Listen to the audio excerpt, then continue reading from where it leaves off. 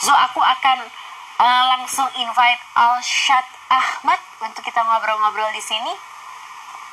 Aku ketik dulu ya. Alshad Ahmad, sebentar. Ini kayaknya fans-fansnya Alshad udah gabung di sini. Ada fans Alshad Ahmad, ada Alshad Team, ada Alshad Ahmad Indonesia. Hai semuanya, thank you ya udah gabung di sini ya. Ini aku mau undang Alshad Ahmadnya dulu dong pastinya. Teman-teman sendiri apa concernnya terhadap keadaan di saat ini gitu? Semoga juga bisa sama-sama kita ngobrol-ngobrol di sini ya. Lah kok Alshadnya belum ada nih, sebentar aku invite ya.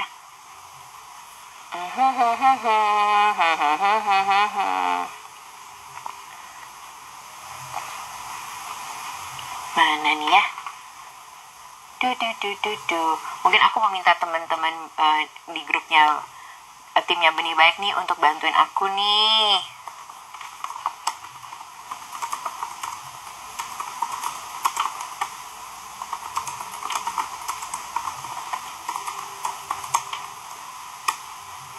Sebentar ya. Soalnya di sini Oke, katanya belum join. Oke, kita ini ya. Kalau gitu kita ngobrol-ngobrol lagi deh sama teman-teman semua. Teman-teman sendiri punya cerita apa? Ini ada Alshad Ahmad Indonesia. Ada. Iya nih aku udah ketik tapi aku udah invite belum gabung di sini. Thanks ya udah ngingetin.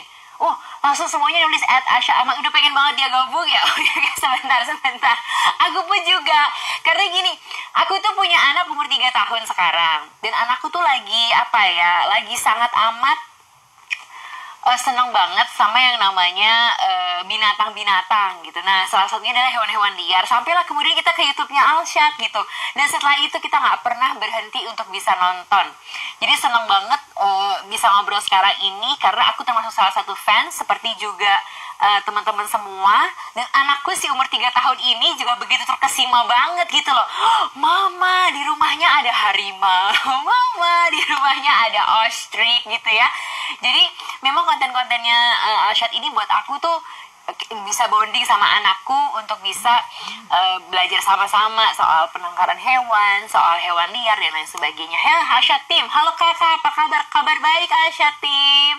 Ini yang selalu mendukung Alshad dan juga segala aktivitasnya pasti ya. Oke, ini kita akan terus mencoba menghubungi Alshad. Nanti Alshad akan gabung bersama kita, tapi saya akan ngobrol-ngobrol dulu ke Bandung Zoo. Ini kan juga sebetulnya sama-sama di sana ya. Kita akan ngobrol-ngobrol sama Bandung Zoo. Oke, sebentar. Ini saya invite satu-satu dulu supaya kita bisa ngobrol-ngobrol. Berapa banyak di sini yang udah pernah ke Bandung Zoo? Sebentar. Nanti setelah itu baru kita akan undang Alshad ke sini. Oke. Iya nih, mana kakak Alshadnya? Sebentar sabar ya, lagi diundang. Kita ngobrol-ngobrol dulu ya di sini yuk. Kita akan cari di sini Bandung Zoo untuk bisa ngobrol-ngobrol sama Alshad di sini. Bandung Zoo Gihal. Halo, selamat sore. Apa Selamat kabar? Sore. Baik. Lagi di mana ini? Ini kita lagi di zona Afrika. Wow, ada apa aja itu? Ada ostrich ya, burung hantu. Burung hantu. Burung unta. Yes, betul. Terus ada zebra. Ada jerapah. Ada jerapah Favorit juga. Iya, Iya. ada jerapah. Anak aku tuh umur 3 tahun. Lagi seneng banget sama yang namanya binatang. Jadi sekarang aku jadi ngafalin satu-satu, seneng banget jadi ikut untuk bisa tahu hewan-hewan yang baik ada di Indonesia maupun juga benua-benua lainnya. Tapi sekarang kondisinya apa kabar di Bandung Zoologi sendiri? Cerita dong. Alhamdulillah kita untuk satwanya kita berikan yang terbaik ya tentunya. Kita tidak ada pengurangan pakan di sini. Kita pakannya masih sama, jumlahnya masih sama untuk satuannya. Karena untuk nutrisi kita tidak berkompromi, tidak ada pengurangan, dan juga memang ada beberapa substitusi dari pakan yang satu dengan ke pakan yang lain, namun dengan mempertimbangkan nutrisinya yang sama. Seperti itu. Oke. Tapi juga di era pandemi ini kerasa nggak sih? Ini kan teman-teman kiper, teman-teman juga yang menjaga di sana, karena kan hewan-hewan ini juga butuh perhatian khusus ya. Yes, betul sekali. Ya, yang kerasa adalah pengunjungnya tidak ada, karena kita di stop dulu untuk operasional. Memang di satu sisi ini bisa menjadi sebuah trigger kepada satwa-satwa untuk lebih tenang, seperti burung. Untuk momen ini mereka beberapa jenis itu malah berkembang dengan baik. Namun ada beberapa seperti primata yang memang salah satu hiburannya itu adalah melihat suatu perbedaan seperti lalu lalang manusia. Nah, jadi memang ada kebosanan juga di sana. Oh, jadi mereka juga kelihatan resah gitu ya kalau ya di sana ya? Yes, ada beberapa jenis yang sedikit bosan, ada beberapa jenis yang lebih tenang. Jadi karena memang kita tidak bisa pungkiri ya, kehadiran manusia itu mempengaruhi dari perilaku satwa tersebut. Oh, ini juga.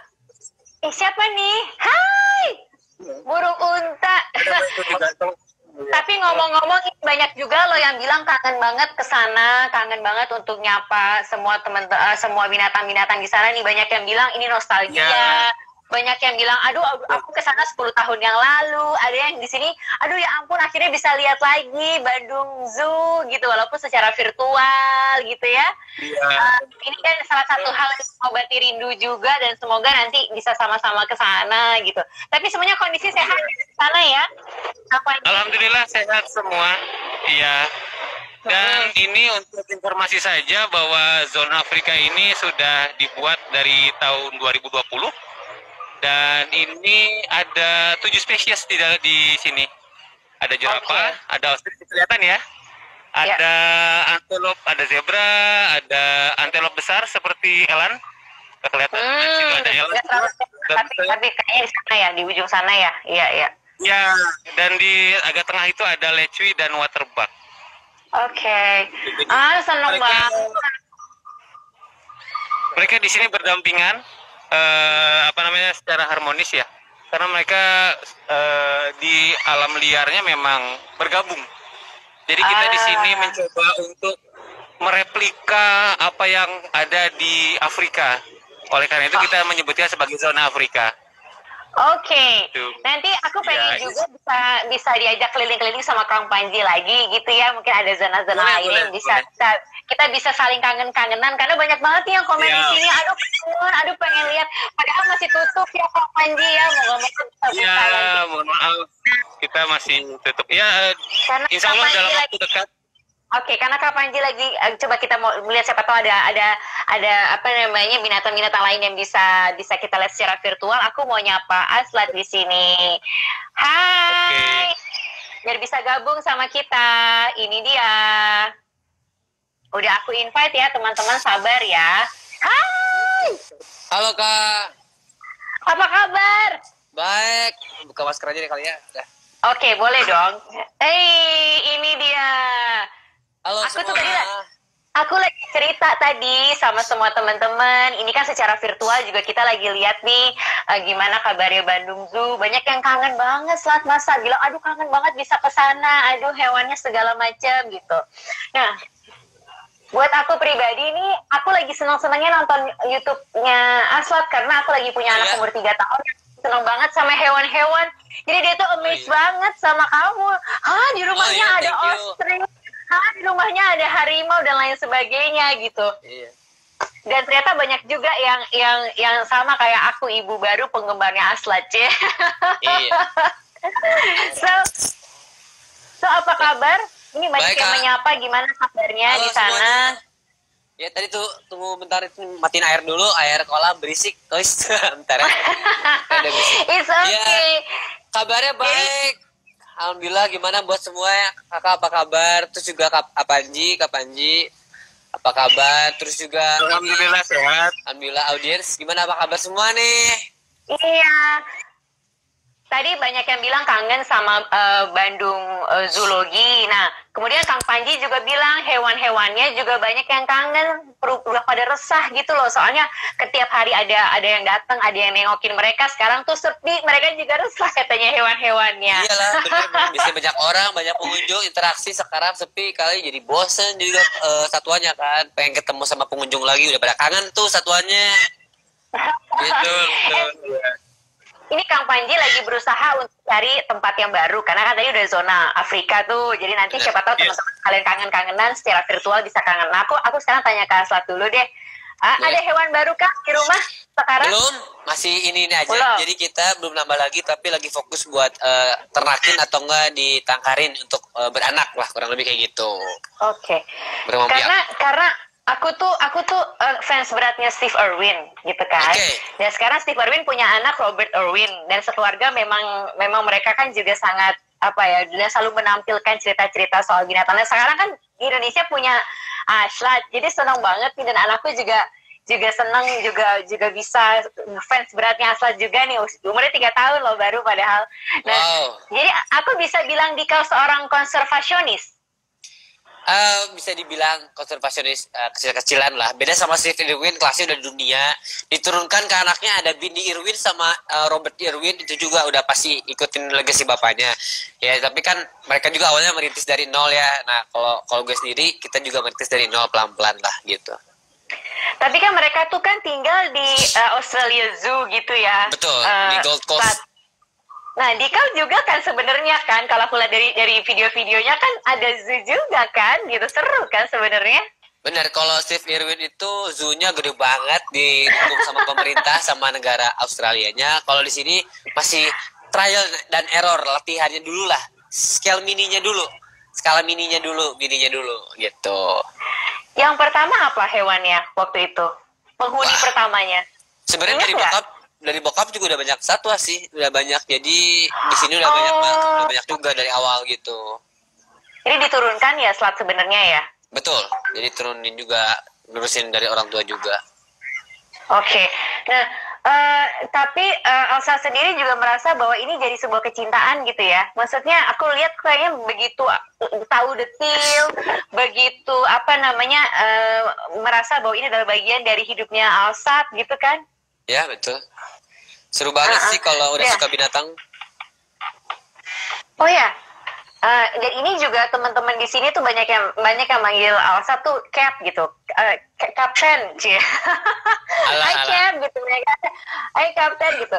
Nah, tapi berarti yang kalau dari Papa mungkin kan itu diturunkan. Kalau yang Elsa pegang sendiri?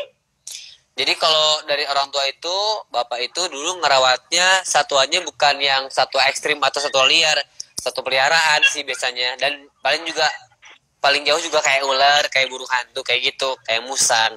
Tapi kalau gue sendiri lebih fokusnya ke satwa liar dan buas, kayak ada harimau, kayak gitu-gitu, Kak. Lebih ekstrim lagi lah kalau gue lebih fokus ke satwa liarnya, ke wild animals gitu. Oke, ini ada yang bilang Assalamualaikum dari Malaysia. Wow, fansnya jauh. Malaysia. Ada lagi halo. Dari Indonesia, mungkin bisa sapa-sapa di sini. Yang pasti semua fans-fansnya, timnya pendukungnya Alsat di sini udah langsung bilang hai apa kabar. Semuanya nih ada Alsat tim, ada juga Alsat Indonesia. Semuanya udah gabung di sini untuk ngomong. Ada dari Hong Kong juga ada nih. Ada di Hong Kong ya, mantap. Kita senang ya. Nah, Alsat, tadi aku udah ngobrol-ngobrol sama Kang Panji gitu ya, bahwa memang banyak sekali dampaknya. Kalau Alsat sendiri, apa yang paling merasa terdampak karena seorang konservasionis maupun sebutannya konservasionis kecil-kecil, apapun itu, tapi kan berarti merawat binatang-binatang ini kan juga perlu ekstra juga ya, Alsat. Jadi apa yang sekarang paling terasa? Bedanya kalau misalkan penangkaran Alsat ini di rumah kita kan nggak ada pengunjung, nggak ada tiket, jadi kita nggak ada pengaruhnya walaupun pandemi. Tapi yang kita sayangkan ini untuk ke lembaga konservasi atau kebun binatang yang harusnya ada pengunjung, yang harusnya jadi tempat wisata alam yang sehat, tempat untuk anak-anak untuk belajar, lihat satwa senang-senang, jadi nggak ada, jadi tutup kan, jadi pengaruh juga ke satuannya tuh, pengaruh juga ke kegiatan kebun binatangnya. Jadi kayak misalkan tahu sendiri lah kalau uang tiket kan untuk biaya pakannya. Sedangkan kalau misalkan nggak ada pengunjung, ya gimana mau biaya pakannya gitu. Karena kan mahal banget kan ngerawat satwa itu. Di sini aja yang sedikit aja udah ampun, apalagi kayak di Bandung Zoo itu kan banyak banget binatangnya gitu. Oke. Merawat binatang tuh elemennya apa sih? Orang kan taunya cuma, apalagi maksudnya binatang-binatang yang kemudian sifatnya konservasi ya, yang memang kemudian harus dirawat khusus gitu. Orang kan mikirnya paling makanannya aja gitu. Padahal apa sih detailnya sehingga orang-orang tuh punya pikiran lebih besar gitu. Intinya sih pertama pengalaman, kemauan, terus juga pengalaman, kemauan sama duit nggak bisa dipungkiri. Maksudnya untuk biaya perawatan mereka itu kita harus memperhatikan kesejahteraannya satwa tersebut setinggi mungkin, sebaik mungkin. Nah itu kan memerlukan duit ya untuk bikin kandang ya, untuk kasih makan dan lain-lain. Didukung juga pengalaman sama tenaga ahli gitu, dan juga izinnya yang legal sih kayak gitu. Oke, dan itu biayanya nggak murah ya ketika ada izin. Ketika bukan hanya berbicara soal makan, tapi juga berbicara soal tenaga ahlinya, gitu ya, kipernya sehari-hari, gitu ya. Iya. Apalagi misalkan cuma mikir makanan mah melihara anak ayam sama kelinci aja, cuma mikirin makan. Ya.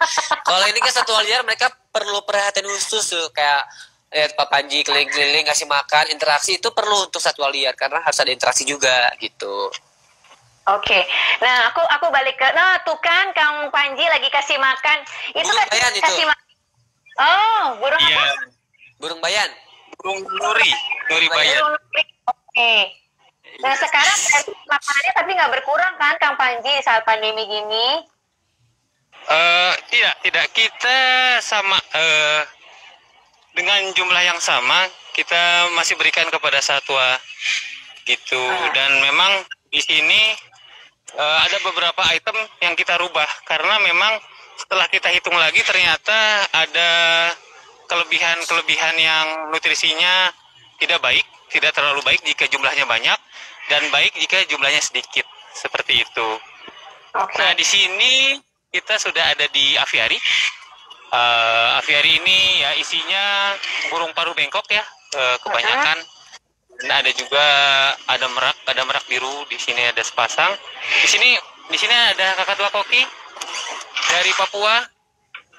Dan di sini juga ada kakatua tanimbar dari Kepulauan Aru, Pulau Tanimbar, Kepulauan Aru. Wow, ini juga kepulauan di Maluku ya, di Tanimbar. Iya, Maluku Selatan. Dan ini nuri bayan. Nah, ini kadang ada yang bilang, wah ini beda jenisnya. Tapi ternyata sama.